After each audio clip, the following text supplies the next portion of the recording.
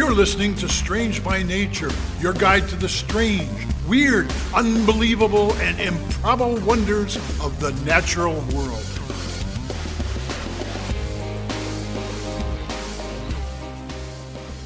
Hello, everyone. Thanks for being here today. I am Kirk Mona, and I am joined today by Rachel Ginza and Victoria Thompson. We are all professional naturalists who together have scoured the world for weird and wonderful wonders just to please your mammalian brain's desire for novelty. Isn't that nice? Let's do this. Hello, everyone. I get to start us off this week.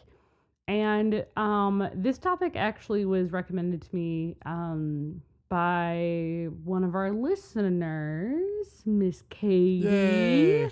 Thank you so much for sending this in. It was already on my list, but she sent it and a couple weeks ago, and I wanted to make sure I did it justice and give enough space between certain topic spaces.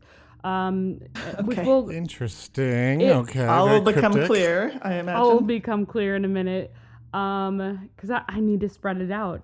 So today, what I'm talking about is I am talking about a carpet shark. Excuse me, what now? A carpet shark. Shark. Carpet shark. Yes. I know a Say lot of that sharks. Carpet 5 shark times is not fast. on my Carpet shark, carpet not on my shark, list carpet of shark. That's 3. But carpet shark, carpet shark, carpet shark.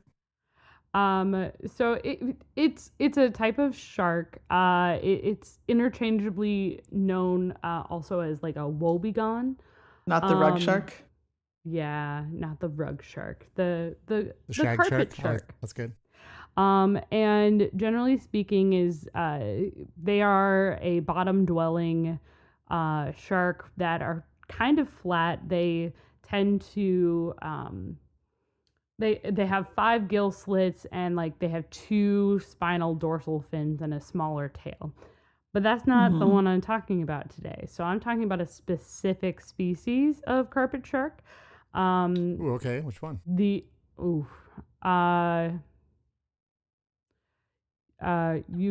to help. Euchrosophrynus daisy pogon. Okay. You got a common name for us? I do. It's called the tasseled woebegone. Tasseled woebegone. Tasseled woebegone. Now, this particular species of carpet shark lives in shallow coral reefs off of northern Australia, New Guinea, and some Of course adjacent it does, islands. Rachel. Hence Of why course I it needed does. to give a little bit of space. Got to spread out my ocean, my Australia-ness. I don't know if that's really possible. It's just we've come to expect it at this point. I know.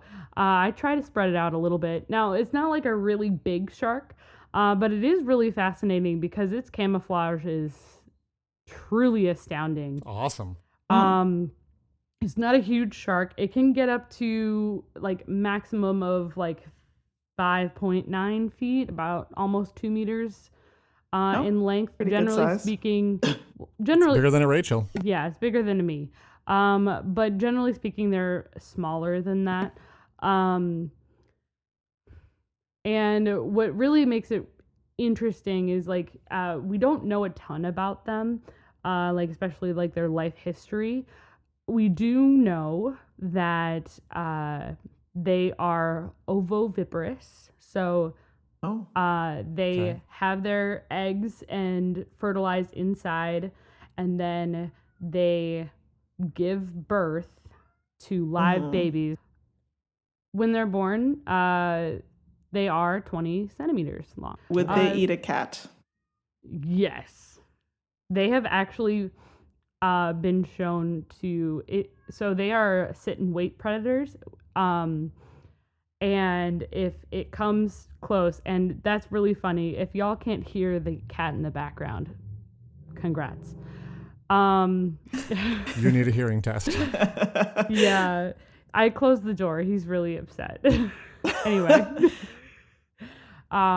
Anyway, so what's really interesting is that they're sit and wait predators, so they will wait until anything gets a little too close and then they snap it right out. of the water. Right. To the point where, like, if you don't notice, they have been shown to attack humans.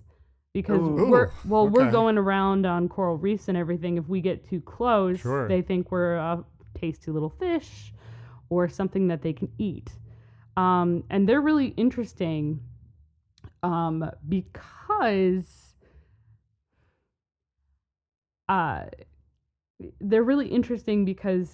they have quite a wide mouth. They do.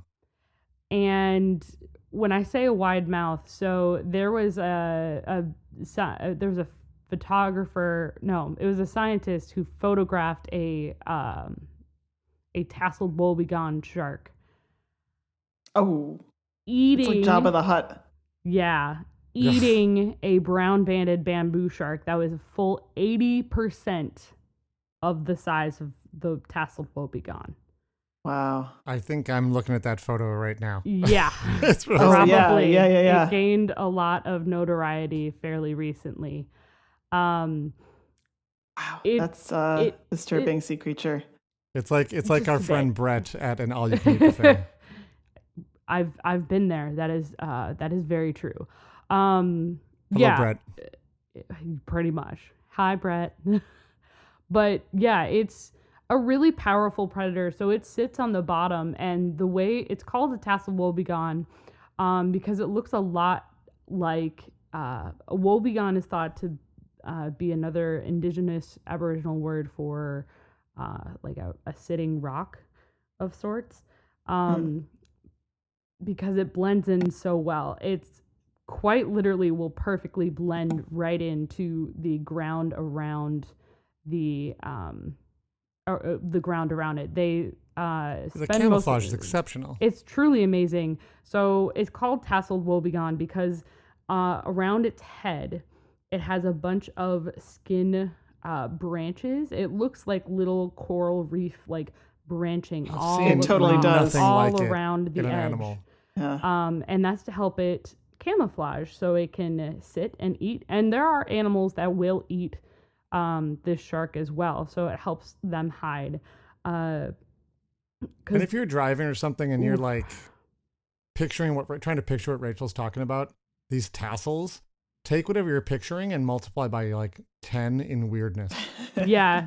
They look like a child's How is that skin? Tree drawing like all around the edge. I have no idea how it is, but it is skin. It is shark skin too, so it's going to be. I know really it reminds rough. me of if you've seen branches of white cedar. Mm-hmm. Yeah. They have those flat needles that just branch in a fractal pattern. That's what this is. It looks like there are camouflage branches of needles like coming off of this animal's head. Like it's remarkable. Which really helps it blend into the ground because, like I said, they live in coral reefs. They'll spend time in like caves and such, just lying in wait, and they'll curl the tail around when they're sleeping.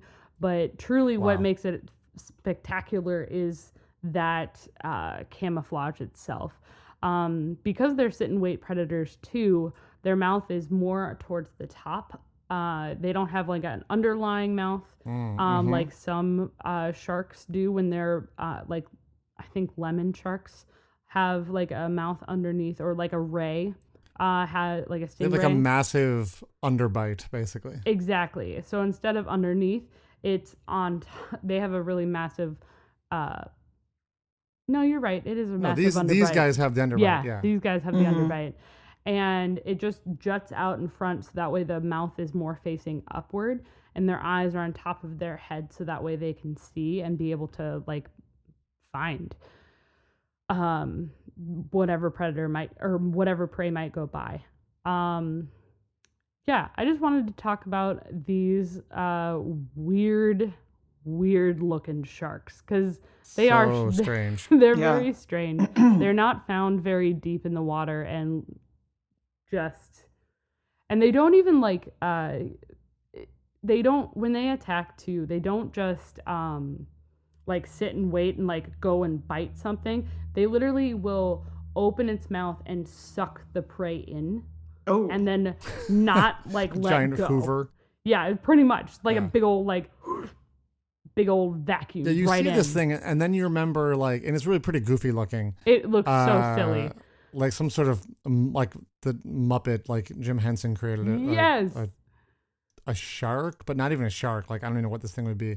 But then you may remember, this mouth is also full of shark teeth. Right. Which yes, it is. Terrifying. And like I said, it is not, okay. So I said earlier that it has attacked humans, and it has, but it's only done that in like self-defense or people who get too close. It's like mistaken identity. Exactly. It is not an aggressive species. Most sharks are not. If anybody wants to hear my fun shark rant, I'm more than willing to give that, but I won't do it today. But they're just so fat. They're just so cool. It is just the fringes. I couldn't get over it, so I wanted to talk about it. Thanks, Katie, for sending that in and pushing me towards actually covering it today. Awesome. Thank you. Yeah. So we're going to go to a break, and when we return, it'll be Victoria.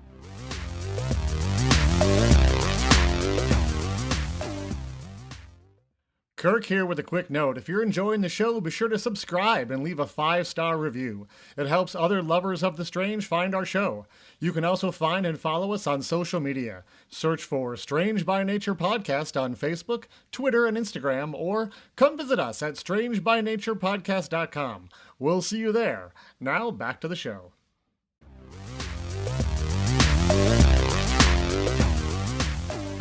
All right.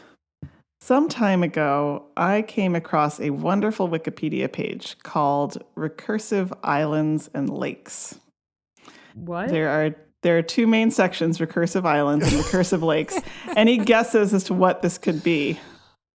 Curved islands? Yeah. Islands that sink and then come back? Good guess, no. I mean, could this be like, is this another name for like a chain of lakes? Mm-hmm. Well, a recursive island or lake is an island or lake within a lake or an island. What? Okay. Yeah. So there's so you have a lake with an island in it, and then there's a lake on the island, and there's an island in that lake. Yeah. There we go. So the recursive island section, the recursive island section starts off with a list of islands in lakes. And you might be thinking, there are a lot of islands and lakes. Is this really worth a list on Wikipedia? Yeah. That would be an extremely long list because there are, probably thousands. Right. The list says, quote, only a few notable examples are listed. There are actually relatively few large islands within lakes in the world. Lots of small ones. In case you were wondering, Manitoulin Island in Lake Michigan, Huron is the largest lake island in the world. It's over 2,700 square kilometers. And Isle Royal, right here in Minnesota's own Lake Superior, is the fourth largest lake island in the world. Hey. Of course, there are also lakes on islands. And again, the list only includes some notable examples because it's a long list. So Netshilling Lake on Baffin Island, which is in Nunavut, Canada, is the largest lake on an island, for those of you who are taking notes at home. Okay. Yeah, it's about so silly. 5,500 square kilometers. Mm-hmm. I'm taking notes. Let me write this down. Okay, good. Yeah. And before we go any further, I think it is worth noting that for our purposes here, what counts as an island? Yeah, and what counts as a lake? Yeah. I think pond size counts as a lake for this. But large islands like New Zealand and Madagascar, which can be considered small continental land masses, are, in fact, islands. But continents, including Australia, are not. Greenland, it either doesn't count or it didn't have any qualifying lakes or islands. It was a little unclear. Haha. All right. So far, you might be saying, what's the big deal? Lakes and islands, there are lots of them. Now we're going to start to get a little recursive. Let's talk about islands in lakes on islands. Yes. Okay. There's an island. So this is an island that has a lake. And in that lake, you have another island. Nesting doll situation. Yeah. Yeah, I love it. It turns out this is not so rare. Apparently, there are over 1,000 in Finland alone. Wikipedia does not list them all. But it does mention a bunch of others, including several in Japan, New Zealand, and Indonesia. All right. There's some in Hawaii too, I know. Yeah. Yeah. You can also get lakes on island in lakes. So take a moment. You have a lake, and there's an island on the lake. On an island. And on the island, there is another lake. Uh-huh. Okay. Yeah. You with me? Then, okay, so they're about, but that's okay. we're 2 lakes in and 1 island, or are we 2 islands in and 2 lakes in? so 2 lakes and 1 island. Okay. Yeah. There are about 36 of these worldwide, if Wikipedia is to be believed. And the largest is Lake Manitou on good old Manitoulin Island in Lake Michigan Huron that I mentioned earlier. Right. So the biggest lake island has the biggest lake island lake. Oh, you warned us our brain might hurt after this one. Uh-huh. This feels like the Friends episode where it's like they don't know that we know that they know that we know. Yes. I'm still really excited to see how deep this hole goes. There's more layers to this. It goes pretty deep. Next, we have lakes on islands in lakes on islands. So I'm going to walk you through it. You have a lake, and there's an island in the lake. And on that island, there is another lake with its own island. Okay. Yep. Yeah. How much does your brain hurt? A lot. No, I got that one. For some reason, that one stuck. I don't know, how comprehensive this Wikipedia list is, but it lists 10 such lakes, most of which are unnamed and in remote areas of Canada. And there are also a couple in New Zealand and one each in Sweden, Tonga, and Iceland. I just picture really bored people at night on Google Earth, I'm going to add something to this Wikipedia page. I'm going to name them. Next up, we have islands in lakes on islands in lakes. So you have a lake, say, for example, in Finland. Imagine a lake in Finland with an island on it. And on that island is another lake with its own island. Okay. Yeah, and on that island. Again, there are a fair number of these in Canada and Finland. Wikipedia lists 39. It seems maybe it's not an exhaustive list because it mentions that there are some lakes that have 2 islands in them. And, who knows? Right. There is also a list of 12 islands and lakes on islands and lakes on islands. My brain is definitely starting to hurt. Most of these are in Canada. I'm going to give you an example. Okay. Walk us through that one again. I'm going to give you an example. It helps make it a little more concrete. So, Netchling Lake, which I mentioned before, is on Baffin Island. So that's the largest lake on an island. Mm-hmm. Right. And Baffin Island, Baffin Island, by the way, is the 5th largest island in the world. It's way up north there in Canada. Cool. So in Netchling Lake, there is an unnamed island, which has its own small lake, which also has a small island in it. Okay, so we're 2 islands in and 2 lakes in. Got it. No, that's 3 islands and 2 lakes. Oh, yeah, because it's on an island to start with. Got it. Okay. You keep asking, is my brain hurt? Yes. And there are 11 others like that. Oh my gosh. Wow. Can we go further? Yes, we can. Yes. There is also a lake on an island, in a lake on an island, in a lake. Okay. In Nunavut, Canada, there is a lake called Yafked Lake. So that's lake number 1. It has an island number 1, with its own lake, number 2, with island number 2, on which there's another lake number 3. Okay. And, drumroll, lake 3 has its own island. Oh my gosh, awesome. So that's island 3. 4. No, that's island 3. That's island 3. Okay. Island 3. It's three lakes and 3 islands. Okay. Island 3 is an island in a lake on an island in a lake on an island in a lake. Unfortunately, the resolution of the Google Earth satellite image is not high enough to show island number 3. I can confirm the existence of lake number 3, and I found another website that had a satellite image that showed the island. So I believe this island actually exists and is not a figment of the internet's imagination. Okay. And I'm trying to think of how I'm going to put this on our Instagram later. Yeah, I think you gotta get there and then see if there's a lake, another lake on that island. Yeah. My brain is now broken, and I need to take the rest of the episode off. Wow. Okay. It's well deserved. Thank you to all Well those bored deserved. people on Wikipedia who are scouring Google Earth at 2 a.m. to add to this webpage. And we are going to take a little break, much needed, and Kirk will have something hopefully less hurtful when we get back. It's not very hurtful, no. Oh, good. But it may blow your mind. I'm sorry. Excellent.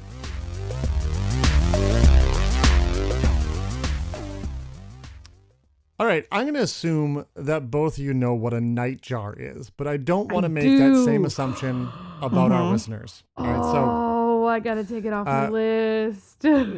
one could easily assume that a nightjar is something you keep under the bed in case you have to go to the bathroom late at night or something of that nature. Yeah, I know but, people who but have no, one of those. Right, dear listener. A nightjar, the nightjars are a group of birds. So the nightjars are found around the world, with the exception of Antarctica, like a lot of species. But they're essentially found everywhere else. There's actually 89 different species found around the world. Here in North America, the most common that people would know about would either be the whippoorwill here in the eastern U.S. Or the common poorwill out west. We also, I should point out, have nighthawks in the U.S., which are also technically nightjars, but they're kind of in their own special group of nightjars. And I did include all of those in the 89 species globally.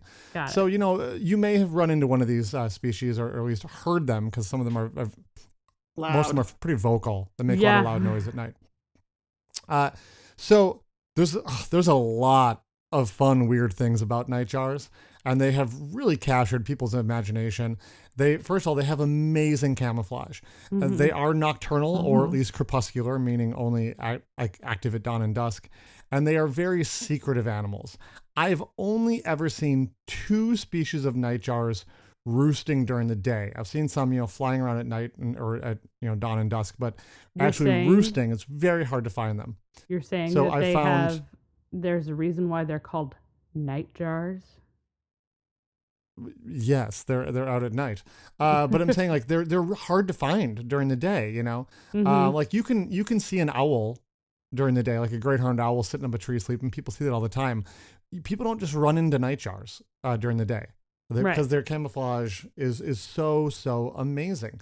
One that I did see was a whippoorwill that was just hanging out on a branch in the woods, and it literally just looked like a bump on the branch. Like someone else saw it first and pointed it out, and I'm like, where? They're like, on that branch. Yeah. Where? That branch right in front of us. It's like, what? Oh my gosh! Like that bump is a bird. Right there. Just whoa. Amazing. I've seen some pictures. I've never seen one in person, but yeah, it's amazing. I haven't either. Yeah. I want to. It was nearly impossible to see. The other one was actually the common paraki down in Texas.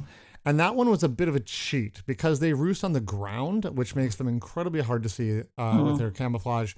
Volunteers who work at this park have built up like little stick shelters to protect the birds' roosting sites. So as you walk down the trail, you just look for little piles of sticks, and then the birds are sitting right behind them on the ground. So bit of a cheat. I did find them there, but I was really just looking for the piles of sticks, not for the birds.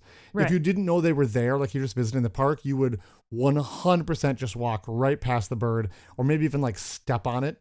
Because their camouflage is so good, which is why they have these little piles of sticks to be like, stay on the trail. You will literally step on one of these birds. Gosh. Now, one of my favorite names for this group of birds is actually not nightjars, but a different name for them, the goat suckers. Oh, yeah. And makes sense. I should Wait, hold on. It makes sense? Is that what you just came out of your mouth there? It makes sense?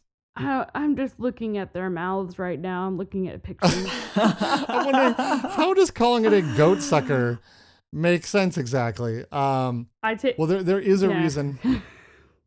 There is a reason why they're called it. I should point out first, though, if you're a fan of cryptozoology, that the name goat sucker is also the nickname for the feared chupacabra, but there's no relation. It happens to be the same name. The name goat sucker goes way back into an ancient legend where people thought that the nightjars were drinking goat's milk at night, which is super strange. Well, to be clear, they're not. Right. I'm not really sure how that rumor got started. But the Latin name of the goat sucker order which I'm not going to try to pronounce, is actually basically Latin for goat sucker. So it's kind of cool that that name is immortalized in its scientific name. Ooh. So there's two, Can I two try stories. it? Can I try Oh, it? go for it. The order Caprimulgiformis. Sure. Yeah. Well, Well played. Capra's goat, right? Right. Mhm. Yeah. Yeah. So there's actually two stories I want to share about these birds. And the first up is about the European nightjar. There was actually a research paper published in PLOS Biology in 2019 that detailed something strange about their migration habits. It seems their migration is controlled by the lunar cycle. What? And yeah, when I first heard about this, I thought it was weird, but then I quickly figured, okay, well, maybe that's not so weird. Like many birds use the moon to migrate, right? So they're probably timing their migration to either coincide with the full moon so they could see better, or maybe with the new moon to maximize darkness and help them hide. The darker it's going to be, the more hidden they'd be after all. So, and the darker out when there's no moon, you can see the stars better for navigation. So I figured that must be what it is. No, I would be wrong. Okay. What the study actually showed is that the nightjars were undergoing pretty much simultaneous migration about 10 days after the full moon. So both my ideas went straight out the window. Yeah. And weirdly, with all the research that had gone on, it seems like no one had really looked at how the moon affects the timing of the migration of birds. Is actually an area that has not been well studied. And it makes sense that, it makes sense that the moon would be affecting migration, but you need to prove it, right? And new technology like GPS and geolocators on birds that can fit on them has actually made this possible. And what the research showed is that during and near a full moon, nightjars are way more successful at foraging for food. And then around 10 days after the full moon, they basically built up enough fat reserves to be able to migrate, and then they all leave en masse when they are fat enough to do so. So I thought that was really cool. It actually has me wondering about the timing of other bird migrations and how that could be tied to the moon. In my own work, I am a bird bander here in Minnesota, and I tend to observe that wind patterns play what I believe is the dominant role in when birds arrive and leave the state. But it'd be very interesting to look at correlations with lunar cycles as well. The songbirds I work with migrate at night, but they feed during the day. And so that they're not like trying to fill up at night by the full moon. I do have friends though who do research on owls at the site where I work. And so I'm kind of interested to talk to them and kind of have them maybe look at the data and find out, is there some sort of correlation between moon cycle and how it might relate to owl migration? Because we have owls that are definitely migrating through. I got to believe the moon's going to affect that somehow. So I'm excited to talk to them about that as an aside. The other cool story I wanted to share about nightjars though is about the common porwheel. So the common porwheel is found western North America, kind of from British Columbia down to northern Mexico. And they look kind of like all the nightjars do. And they do something that is simply extraordinary. And I hope your shoelaces are laced up tight because your socks may just completely blown right off your feet here. I don't have socks. Wearing sandals at the moment. Okay, that's good. Nightjars, the common porwheel hibernates. What? Yes. They hibernate, which is an extraordinary thing to say about a bird. Here in Minnesota, we have chickadees, for example, that will go into what we call torpor, like for a few hours overnight on extremely cold evenings. And there's a number of birds that can do this, but when a bird goes into a state of torpor, they can decrease their body temperature and their metabolic rate. And this is usually a short-term solution. And the short duration is one of the things that separates it from hibernation, because otherwise it's very similar to hibernation. Your metabolic rate is slowing and your temperature is slowing. There's about 100 species of birds worldwide that we know will go into these short temporary torpors. So it seems like torpor may be actually a common strategy for a lot of nightjars. They'll actually use torpor. The common porwheel, though, takes us to the extreme, and I really would call it hibernation, because hibernation is torpor, specifically in the winter, that lasts for extended periods of time. And the common porwheel doesn't just go into torpor overnight. They can do it for months. Wow. What? Months, yeah. So in the southern end of their range in northern Mexico, it can get cold at night in the winter. And being that it's winter and cold, insects can be hard to find because insects will only fly around when there's certain light levels and when there's certain temperatures. And if we throw back to the moon topic earlier, it's even harder to like find insects when the moon isn't out. So if it's cold out and it's a moonless night, it's extremely hard to find food in the wintertime for these porwills. And so the birds basically fly down into piles of rocks and they will stay there for months, not moving, which blows my mind. I just, it blew my mind. I hope it blew your mind too. The idea of birds hibernating, it breaks my brain. Yeah, so nightjars, just in general, are an amazing group of birds, and I hope everyone will go out and learn more about them, maybe try to see one or hear one at night. My sources this week for these stories were, as I mentioned, the PLOS biology article, Wikipedia, and also an article on the freckled nightjar from the Journal of Avian Biology in 2007. So that's what I got for you. I'm going to think about this for a long time, Kirk. Me too. Well, if you need to hibernate a little bit, you go ahead. Okay. Okay. Thanks, everyone, for listening. We'll see you next week. See you next week. Bye-bye. Bye. Thanks, everyone, for listening to today's show. Be sure to subscribe. New episodes drop every Wednesday, and we love sharing this strange world with all of our listeners. If you would be so kind as to leave us a 5-star review, that would be great. It lets other lovers of the strange discover the show. You can reach out to us on social media by searching for Strange by Nature Podcast on Twitter, Facebook, and Instagram.